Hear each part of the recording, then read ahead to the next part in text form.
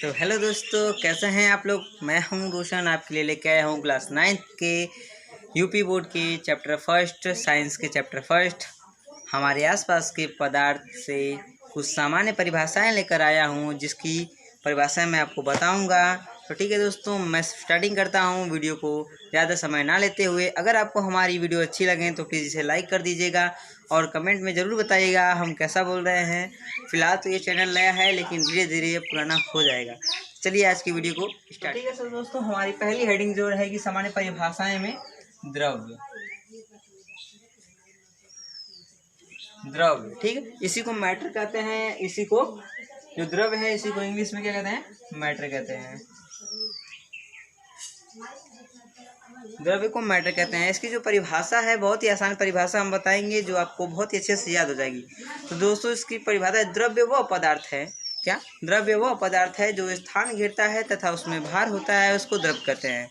ठीक है, एक बार फिर से, द्रव्य वह पदार्थ है, द्रव्य वह पदार्थ है जो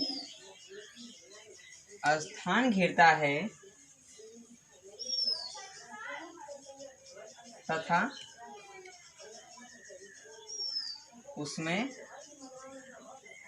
भार होता है, उसे द्रव्य कहते हैं।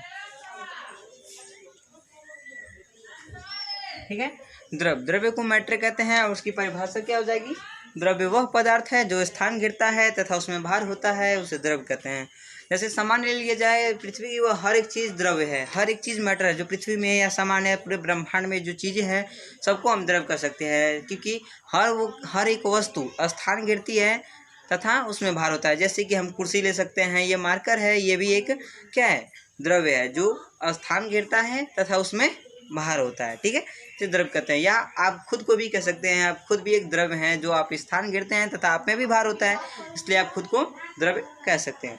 तो देखिए दोस्तों, अब इसमें हम दूसरी परिभाषा जो पढ़ने जाएंगे, ये थी हमारी पहली, अब हम पढ़ेंगे दूसरी परिभाषा। दूसरी परिभाषा जो हम दोस्तों पढ़ने जा रहे हैं, यह है हमारी दूसरी भाषा। तो दूसरी परिभाषा हमारी क्या है, भार।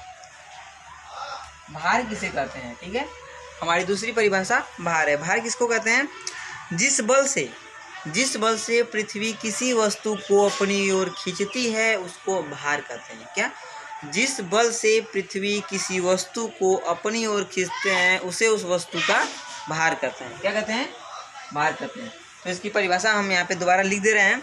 क्या लिखेंगे, जिस बल से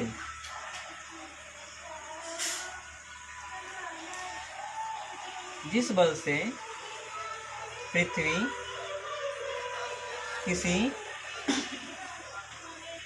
वस्तु को अपनी ओर खींचती है, अपनी ओर खींचती है, ये क्या है, थोड़ा दिक्कत हो जाता है हमें लिखने में। खींचती है या अपनी ओर आकर्षित करती है, या अपनी ओर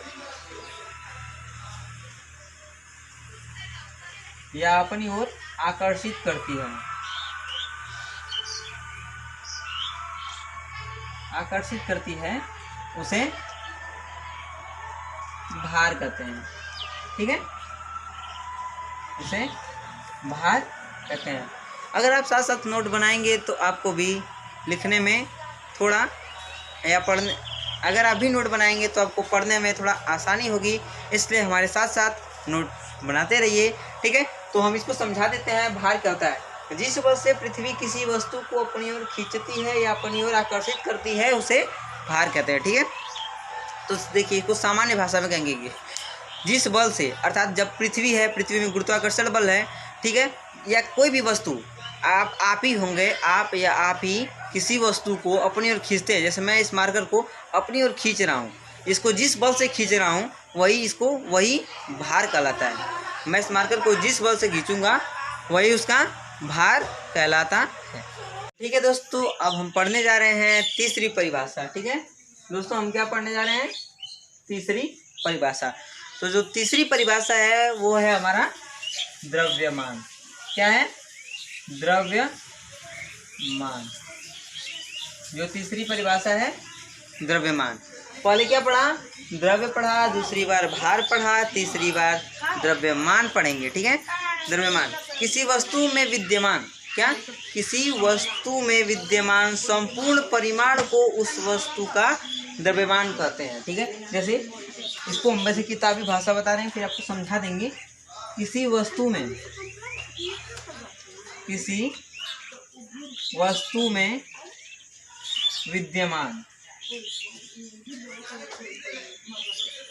किसी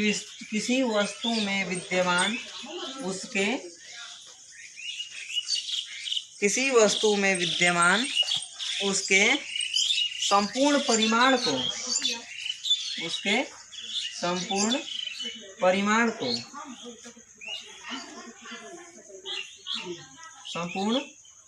परिमाण को उस वस्तु का द्रव्यमान कहते हैं। परिमाण को उस वस्तु का द्रव्यमान कहते हैं। द्रव्यमान कहते। ठीक, अब मैं आपको समझा दूं, एक बार तो इसको पढ़ लेते हैं। किसी वस्तु में विद्यमान, अर्थात विद्यमान का मतलब हो जाएगा उपस्थित या जो है पहले से। किसी वस्तु में विद्यमान उसके संपूर्ण परिमाण को उस वस्तु का द्रव्यमान कहते हैं। जैसे किसी वस्तु में, जैसे हमारे एक वस्तु है ये मार्कर, ठीक है, इसका जो परिमाण अर्थात इसमें जो विद्यमान है, जिसका जो वजन पहले से है, वो जिसका जो वजन है, अगर हम इसको छोड़ दें तो ये गिरेगा ना, इसका वजन है ना, इसमें कुछ तो वजन होगा, तभी तो इस वस्तु का जितना विद्यमान है, इस वस्तु में जितना विद्यमान इसका परिमाण है, अर्थात जितना इसमें वजन पहले से है, वही द्रव्यमान कहलाता है। या हम इसको आसान भाषा में कहते हैं किसी वस्तु का खुद का बल, अर्थात हम कहें कि हमारे अंदर जितना बल है वही द्रव्यमान हमारा कहलाएगा। अगर हम ऊपर से गिरते हैं, यहाँ ध्यान दीजिएगा, द्रव्यमान और भार में क्या होता है। अगर हम कहीं से गिरते हैं या पृथ्वी हमें घींच रही है या कोई भी व्यक्ति हमें खींच रहा है तो वह भार कहलाएगा। और हमारा जो शरीर का आत्मबल है, जो हमारा शरीर का खुद का वजन है, वो क्या है? द्रव्यमान है। ठीक है, ये बात ध्यान दीजिएगा। अब हम पढ़ने जा रहे हैं क्या? चौथी परिभाषा पढ़ने जा रहे हैं। ठीक है, अब देखिए हमारी चौथी परिभाषा क्या हो जाएगी भाई? ऊर्जा। चौथी परिभाषा हमारी है भैया ऊर्जा है। ऊर्जा अर्थात एनर्जी। ऊर्जा को भाई एनर्जी कहते हैं ना, इसमें कोई दिक्कत नहीं होनी चाहिए। ठीक है, यहाँ तक आप लोग को समझ में आया होगा, उम्मीद करता हूँ। ठीक है, अब हमारी चौथी परिभाषा है ऊर्जा। भैया इसकी परिभाषा क्या हो जाएगी? किसी व्यक्ति के या किसी वस्तु के कार्य करने की क्षमता को ऊर्जा कहते हैं। ठीक है, किसी वस्तु के कार्य करने की क्षमता को ऊर्जा कहते हैं। किसी वस्तु के कार्य करने की क्षमता को, किसी वस्तु के कार्य करने की क्षमता को ऊर्जा कहते हैं। ऊर्जा कहते